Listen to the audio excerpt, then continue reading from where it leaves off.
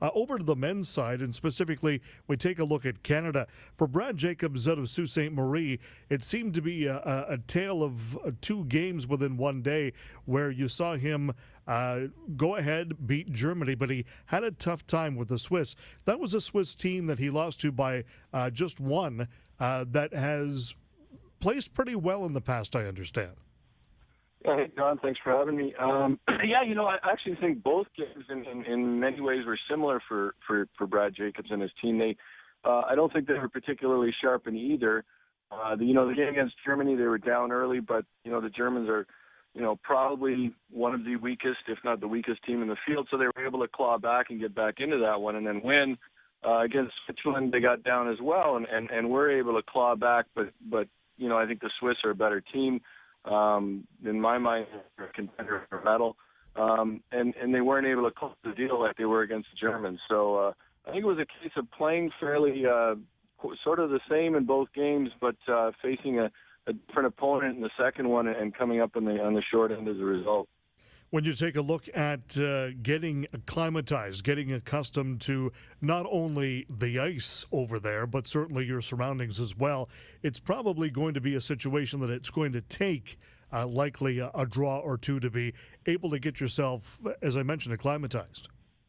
Yeah, I mean, I think the ice actually yesterday I was not kind of ice we typically see right out of the gates of the championship event. It didn't seem to finish quite as hard as maybe Brad and the guys are used to in a lot of the big events they play in. I think EJ even threw the wrong turn once or twice, which is fairly unusual. The guys they were sort of amazed by that. But yeah, I think the conditions yesterday on the ice were maybe a little different, but I think they'll adjust to that. I think they played so well at your Canadian trials. That we sort of expect even after a month and a half that they'll come out and play that well again. But we know what curling's like. Sometimes it's a different week for you. And I sort of expect them to grind along through the first part of this week, grind out some wins, and then hope, and then I'm sure the Canadian coaching staff will be trying to help them find the form that they had back in Winnipeg. And I think they'll get there. I just think they're not there yet, and they're probably getting used to, like you said, the ice and everything else over there in Sochi. So after two draws, it's Brad Jacobs 1-1. His next game is just under an hour's time from now. Quick turnaround as he will be able to take on the Swedes. That's a 5 o'clock start Eastern time. And interesting to note that the Swedes, the men, have a female coach in Eva Lundin. She is absolutely no stranger to the curling game and certainly on the international stage. But maybe take us a little bit through the thinking of why the Swedes would be employing as a coach a well-recognized female curler. Well, I think I guess it's gender equality, right? I think Eva played with Annette Norberg and had a lot of success.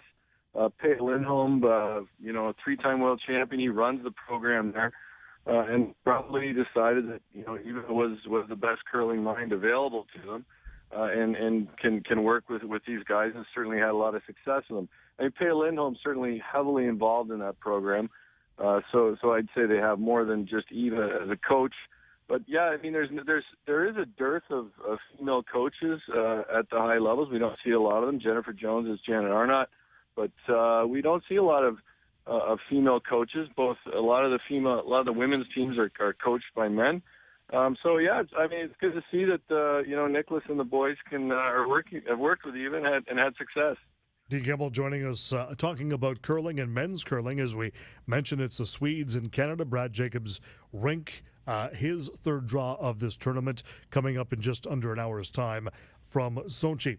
Well, the Canada-U.S. rivalry, taking a look at this, Dean, if you take a look at both teams, takes an interesting twist in the fact that the respective coaches for both teams, if you go back about 30 years in Canadian folklore of curling, you've got two guys who were always involved and as well a very big part of the Northern Ontario scene. Talk a little bit about the fact of Al Hackner being one of the coaches of the U.S., and you've got Rick Lang as Brad Jacobs' coach.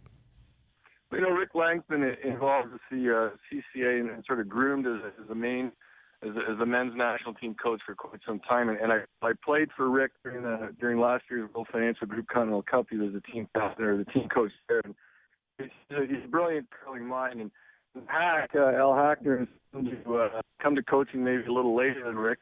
I was always a guy who loved to.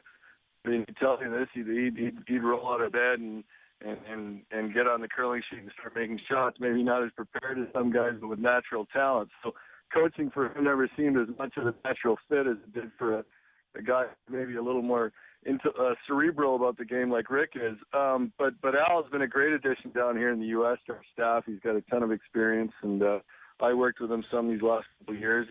And I think it's probably a friendly rivalry off the ice. I'm sure they might have a couple beers on the game.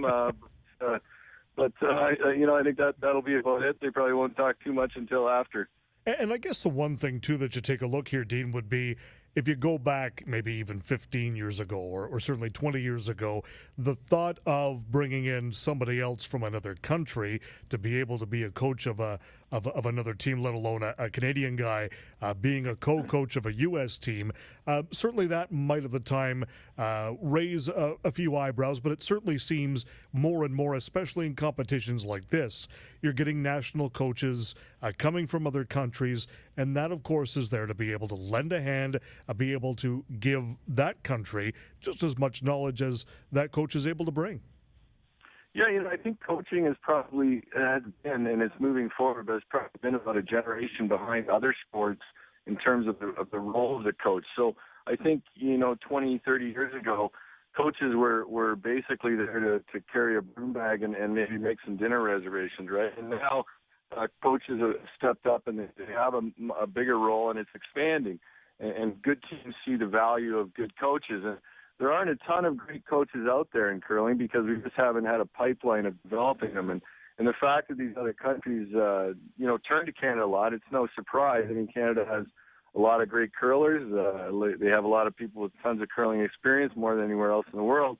So if you want to fast-track your program, you're probably going to look to a Canadian to help you do it. And, we see Canadians and we see Scots as well, but we see a lot of Canadians employed by other countries, and it's, great job opportunities for Canadian curlers because there's only so many jobs within the Canadian Curling Association.